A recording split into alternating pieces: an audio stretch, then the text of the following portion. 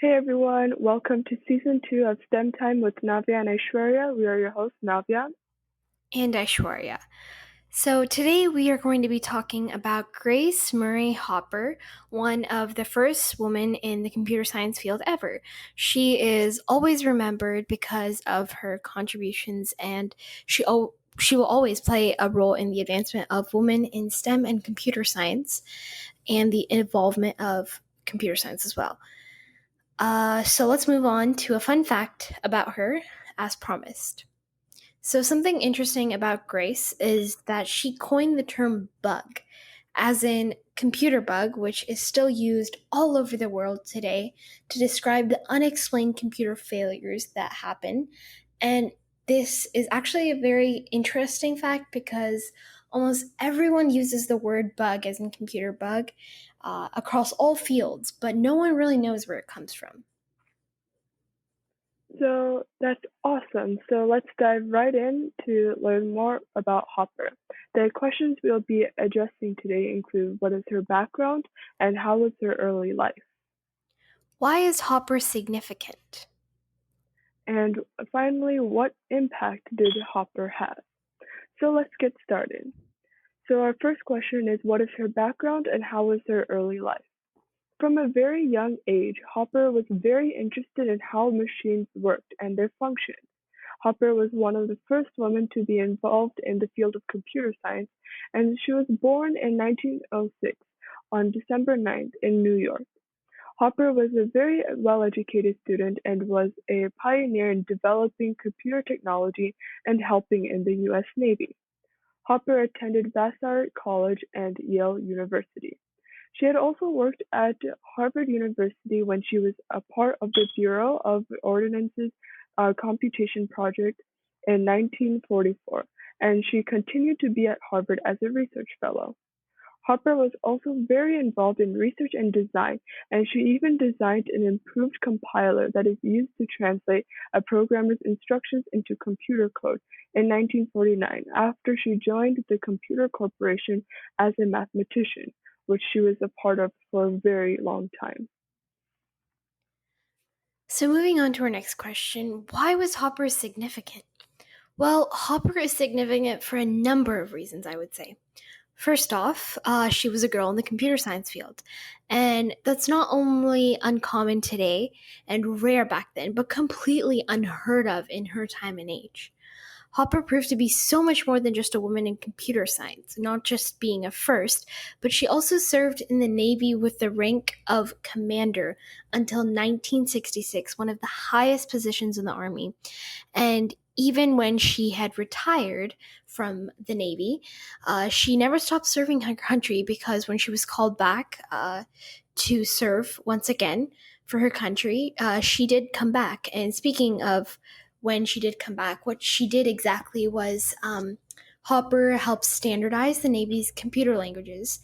And because of that, she won amazing awards and she was very dedicated to her field. Something really cool about her is that Hopper was actually the oldest officer active on U.S. naval duty until retiring at the age of 79. And again, she was the oldest officer active. So Hopper also served as UNIVAC Director of Automatic Programming Development for Remington Rand. And the UNIVAC was the first known large-scale electronic computer to be on the market in 1950 and was more competitive at processing information than the Mark I. So when Hopper recommended the development of a new programming language that would use entirely English words, she got rejected very quickly and said that she couldn't do this because computers didn't understand English. Yet she still persisted, and she explained that it's much easier for most people to write an English statement than it is to use symbols. So I decided the data processors ought to be able to write their programs in English, and the computers would translate them into machine code. So in the spring of 1959, computer experts from industry and government were brought together in a two-day conference known as Conference on Data Systems Languages. Hopper served as a technical consultant to the committee, and many of her former employees served on the short-term committee that defined the new language, Common Business-Oriented Language. The new language extended Hopper's Phloematic language with some ideas from the IBM equivalent, Comtran. Hopper's belief that programs should be written in a language that was close to English rather than in machine code or in languages close to machine code, such as assembly languages, was captured in the new business language. And the new language, also known as COBOL, Common Business Oriented Language, went on to be the most ubiquitous business language to date. So imagine when we program now, we are now able to use common English words when we program. And if it weren't for Hopper's idea, then we would have to still be coding using computer machine code or assembly languages. So she has revolutionized the computer science field. So now moving on to our third question, what impact did Grace Hopper have? Well, even if whatever we mentioned above wasn't enough, in the beginning of our episode, she has actually done more than you can imagine, and we actually have more to talk about in today's episode about her. So as we continue to learn more and research about Grace and her amazing contributions to society, we were amazed each step of the way because we got to learn so many awesome things about her. Yeah, this is truly an amazing experience to research everything about her. And so, just to summarize everything, as one of the first programmers on the Harvard Mark, the first computer, she was a pioneer of computer programming who invented one of the first linkers. She popularized the idea of machine independent programming languages, which led to the development of COBOL, an early high level programming language still in use today.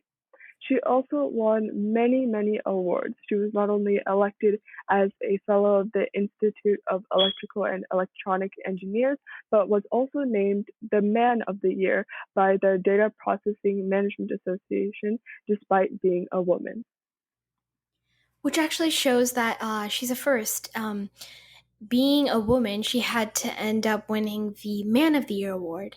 And that shows that she contributed not only to society and the computer science field, but also to women and the impact that women can have. She was a great influence.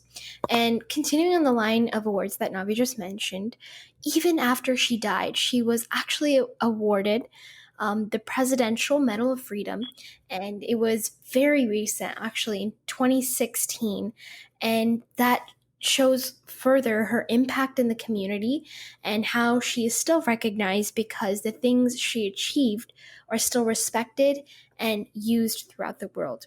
Her most important impact, I would say, is that she is the first in what she did. She was one of the first, and what she did as a woman inspires future generations and our generation to do something as brave and spectacular as her, because she not only raised the status of women, as I mentioned, she also positively impacts them by remaining as an influential figure today and continuing to receive awards for what she did. And personally, we are really proud to even be able to talk about her today because we respect her and her achievements so much. So that's it for today's episode. We love talking about Grace. Thank you so much for listening to our episode about Grace Hopper. And this is created by STEM Time with Navya and Aishwarya. And we were so happy that you listened to us, and we really hope you guys had a great time. So don't forget to check out our previous episodes and seasons as well. And before we sign off, we would really like to thank Britannica.com for helping us with this information. Stay tuned for more interesting episodes about more important historical figures, and we can't wait to see you again. Follow us to stay in touch for our bonus for the season. It's really a great surprise. So have an amazing day, everyone. Bye, guys. Bye-bye.